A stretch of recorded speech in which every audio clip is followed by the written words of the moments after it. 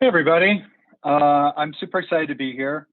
I'm personally honored to be recognized, on behalf of Niantic with the Industry Leadership Award. But more than that, I'm just excited to be here in the company of other people that believe, as we do, that games can make a positive impact on the world. And that's certainly true of us. We believe that AR a positive change in the world, and we've tried to remain true to that with our mission since we were founded. Um, Whenever we started, I was inspired by my own family, and I've got three kids, and at the time, my oldest kid he was playing video games. He was playing a lot of Minecraft, which is a game I love very much. And I grew up with games. Games were the thing that onboarded me to computers and programming, and really led to many of the great things that have happened in my life. So I didn't want to take games away from him, but I was really concerned about the amount of time that he was spending online. And as I dug into this, I was pretty surprised at some of the stats that are out there. According to the CDC, only a quarter of children get the recommended amount of active time outside, which is 60 minutes a day. And there's some even more shocking recent studies. One that we came across recently suggested that kids are now spending an average of 7.5 hours a day in front of electronic media.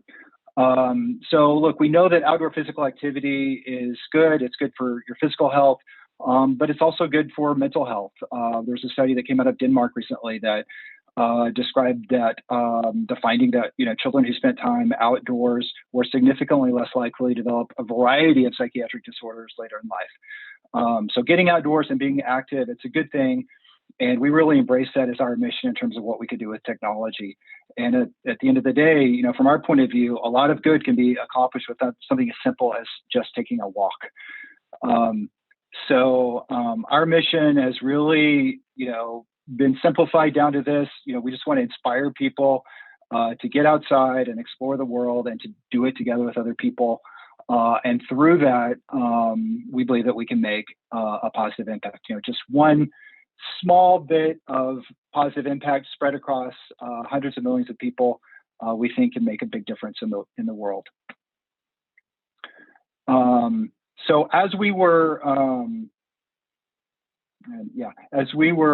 founding the company, you can do a million different things in software. So we found it necessary to create some rules to sort of keep us on track. So very early on, based on some experimental products that we put out while we were still within Google, we came up with these guidelines, and they've stuck with us to this day. I talk to every new employee about these when they come on board. We reference them all the time in our internal product conversations.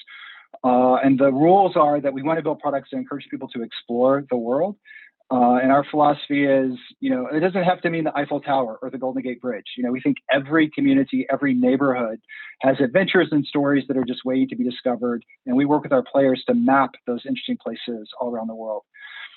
Exercise, our notion here is that it only takes a nudge. If we can build products that just give a tiny bit of extra encouragement to people to be active, the payoff is huge. The physical benefits are obvious, but also mental health benefits and even things like creativity are positively influenced by moving around. And finally, social. When we started the group, way back in Google days, social meant clicking like on a post online or sharing something on a social media site. And what we found through some early stuff that we put out there, Ingress, one of our first games in particular, was that people were really hungry for technology that led to face-to-face social interaction. That's something that we craved, and it was missing a lot of people's lives. And when they found in our product something that facilitated that, it really resonated. So we adopted that as the third pillar. Just to double click and go a little bit deeper, when we talk about exploration, we aren't just talking about the sort of headline, most famous places in the world. We're talking about certainly about some of these. These are some of the most popular, places that are currently in our games, Harajuku Bridge or the Crab Statue in San Francisco or St. Michael's Chapel, are some famous examples. But some of the coolest stuff are things that are submitted by our players and their neighborhoods. And, for a lot of the people that play our games, this act of going out and looking for the cool stuff, the statue in the park that they hadn't noticed before, or the little, tucked away park in the city that's a great place to sit on a sunny day that they never really noticed before. For a lot of our players, finding those, submitting them, and curating them is one of the most rewarding parts about playing our games. And we benefit from that, and all of our players benefit from that.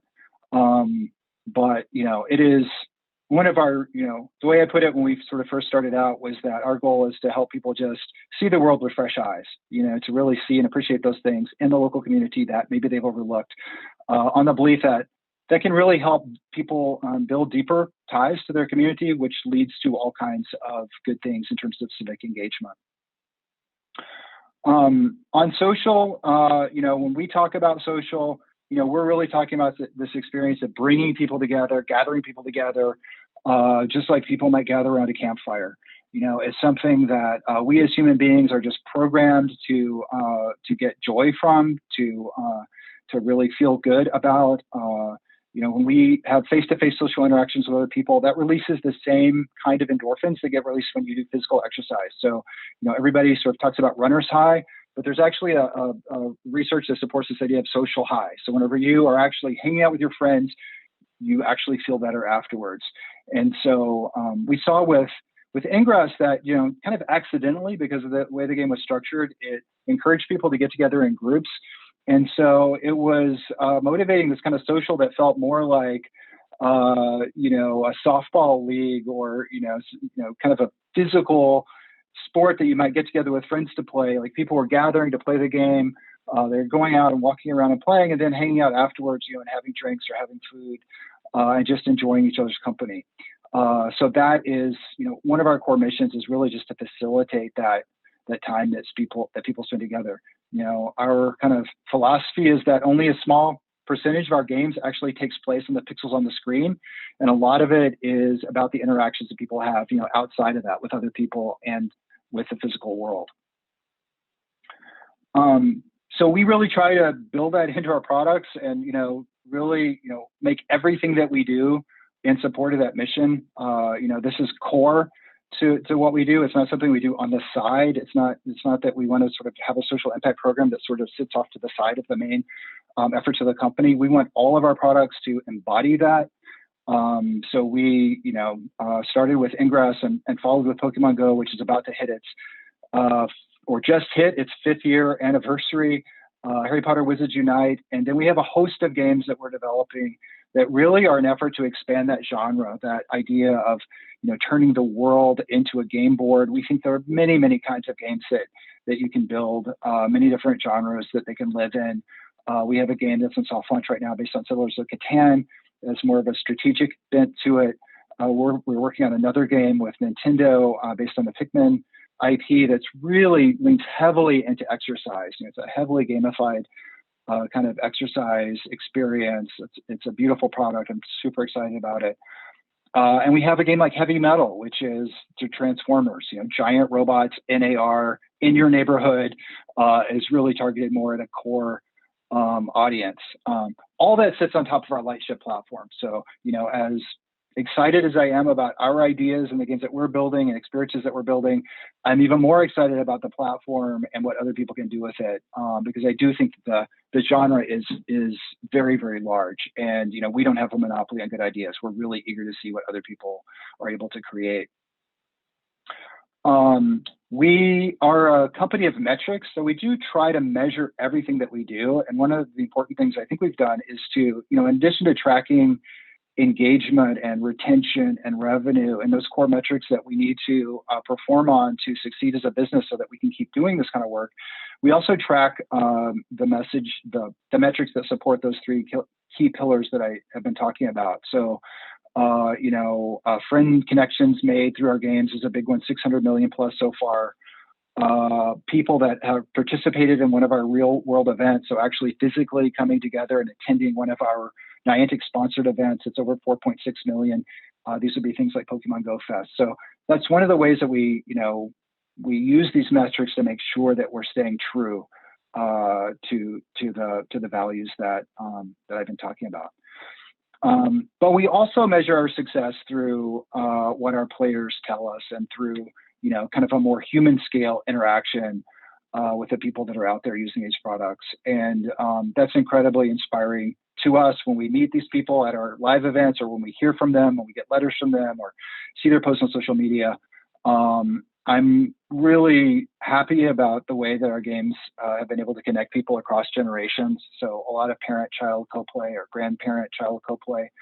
And we reach people with, all kinds of different challenges where we've been able to see a positive impact. There's a player here who has a physical mobility challenge, and also had social anxiety about going outside. And he wrote and told us, I found things out about my neighborhood that I didn't even know were there. There's a grandmother and her grandson in the middle there. And she told us, my asthma nurse is so pleased I've got lungs again. I can run for the bus and not feel like I'm going to die. I've also gone down about 2 dress sizes. So that's a grandmother who's was playing Pokemon Go actively with her grandson. And the retired couple shown up here, we never sought out to target people in this age demographic, but we hear from a lot of them. In this case, they're telling us we play Pokemon Go, we walk about 30 miles a week and regularly take part in community days. And one of the parties here is saying my blood sugars are almost at pre-diagnosis level. This is a diabetes patient. So it's great to see and hear those kinds of stories from our users. We've just started getting back out into the real world. A lot of people ask, what happened during COVID? We did have to pull back a lot. We had to make some changes to our game to restrict some of the real world elements of it. And we've just started reactivating some of the tweaks we'll keep. Some of the knobs we're turning back to the levels that were pre-COVID, and we're starting to see people get together. And it's clear that people are hungry for this kind of real world community and engagement. And I'm glad that we're able to help them have some of that. The pinnacle for us for these kinds of experiences is Pokemon Go Fest. This is our flagship event. We've had it for 4 years now. Last year was purely virtual. That was a requirement because of COVID, but it ended up being our largest event ever in terms of numbers. This year, it's coming up this weekend. And it's going to be a hybrid event this year. So it will be virtual so that you can play it from anywhere. Players will be able to play from anywhere in the world. But we are doing activations in a couple of dozen cities. So there will be opportunities for people to come together and play and have fun together with their friends. Hamburg, Auckland, and Chicago are some of those. There are a number of others where that's happening as well. As proud as I am of the events that we put on as Niantic branded events, some of the events I've been most excited about and most proud of are ones that we've done in partnership with nonprofit organizations. We've done a ton of stuff with Knight Foundation. Knight's been very interested in kind of reactivating, re-energizing cities, helping with economic development in cities that have been challenged in that way. We've worked with them across the country, San Jose, Los Angeles, Philadelphia. We did a really cool project in Philadelphia with a library system there, which involved creating maps of educational and historic sites that were near the libraries, like physical printed maps. That was done in conjunction with Pokemon Go. So a patron would come to the library and get one of these maps and go out and play Pokemon Go at these locations and learn elements of history and various things at these locations, and then come back and turn it in at the library and earn a reward for that. Another really cool partnership that we did was with Big Heritage. This is a UK-based historical education nonprofit.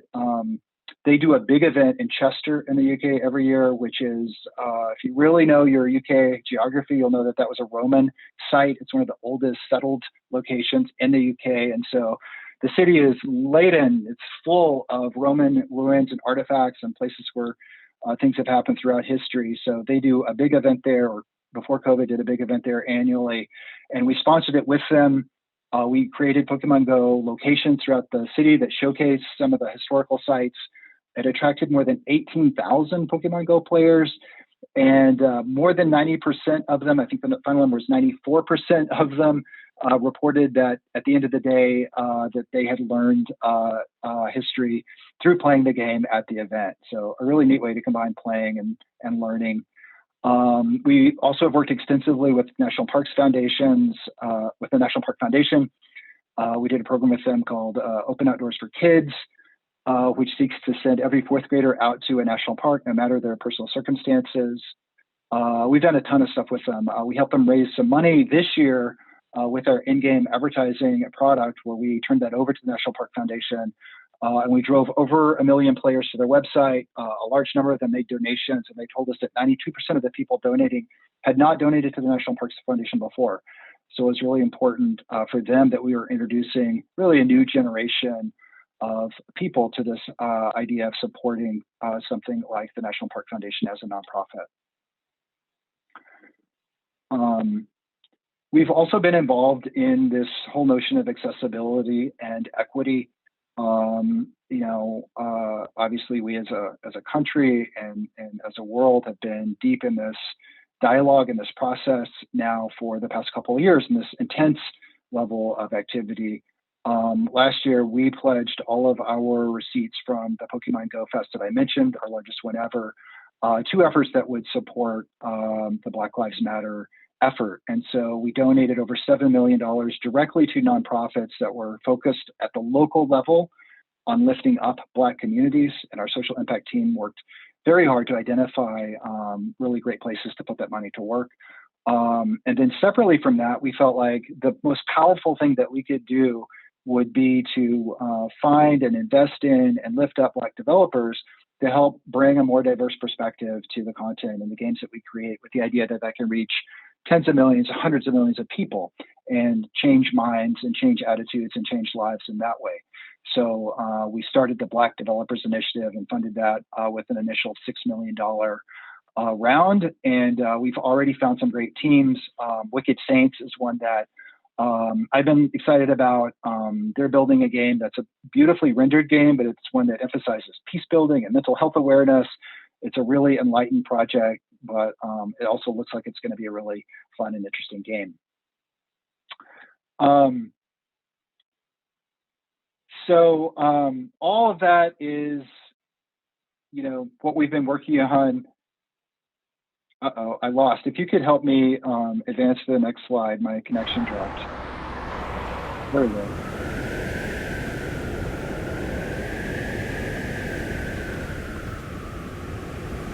So maybe if we could flip to the next slide, because that wind sound, as atmospheric as it is, it's a little hard to compete with. Awesome.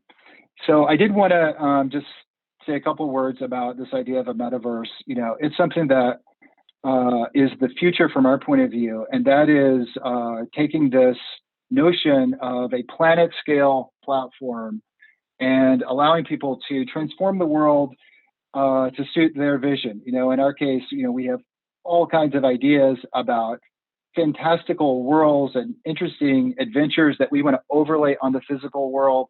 We want to also leverage our Lightship platform to enable other creators to create experiences.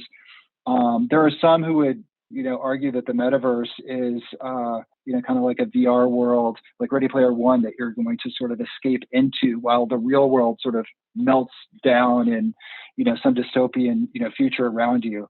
And that's not our philosophy. We think that that we can do the right thing as a society and as a people and as a global species, and that the right place to start is by getting off the couch, outside, meeting our neighbors, being out in the world, and then making that world more mysterious, more interesting, and more fun. Leveraging the technology that we've created. And the bottom line for us is summed up nicely here: stroll, don't scroll. Like the walk, the basic walk. It's free. It's accessible to almost everyone, and for those that are not, there are other mobility enabling things that we want to work to make this accessible to everybody. But this idea of just getting out and moving, we think solves so many problems and does so much good for just such a low level of investment. It's something that we as human beings have been evolved to appreciate. Over 500,000 years of human evolution, we are created to go out into the world and find our way. It's when our bodies are happiest. It's when our minds are happiest. And if we can combine technology with that and combine video games with that, we think that is a winning strategy. And what we've seen with the events in terms of people once again being able to get back together, and the real joy that people are taking now from reuniting with friends and family, and just getting out and kind of reclaiming our neighborhoods, going back to the parks that we love, going back to the restaurants that we love, just going out and being in the world again. We think this mission is perhaps more valuable now than it ever was. So we're super excited about that. I think it's a huge opportunity for the video game industry at large. This notion of really expanding the definition of what a video game is. I love traditional video games. There's a lot of great tradition there. There are many amazing experiences there, which I enjoy. But I think there's a whole new genre of games that we're just now beginning to invent. And really, it's, in my view, it's the video game that we know and love kind of reuniting with the play that we experienced as children that begat a lot of the video games in the first place. That fantasy play that we experienced as kids running around in parks and on our bicycles. But it's, now we're cutting the cord. The computer, the enabling technology can go with us out into the world, and we're combining those things. And really, it's getting back to the heart and roots of play. So I think it's a huge opportunity for the industry. And, we're trying to do our part to explore it and help define it and create some of the enabling tools. But we want as many of you, we hope that many of you will join us on this adventure, because I think it is one where there's a lot of fun to be had. I think we can build some great products. I think we can build some great companies. And at the same time, I think we can make a huge impact on the world. So that's Niantic. And thank you all very much for allowing us to come here and be part of this event. And I am signed up to take questions. I think we have a room, and there will be instructions about how to get there. And I'm going to jump over there and do that. So I'd love to meet some of you. I wish this was a real conference. I wish we could mix and mingle in person, but this is the next best thing. So hope to see some of you over on the other side.